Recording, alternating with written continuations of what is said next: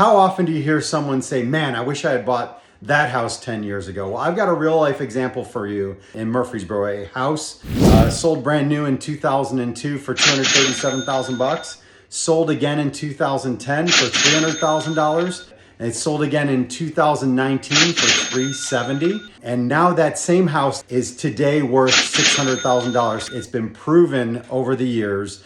Values go up in real estate. The only two times where they dropped were in the Great Recession in 2007, 2008, and in the Great Depression starting in the 1920s into the 1930s. But in the Great Recession, within 10 years, they were back above the numbers where people bought them. So if you buy a house that you can afford the payment on and you plan on staying in it for at least 5 to 10 years, you are likely to have a great return on that property and build generational wealth for you and your family.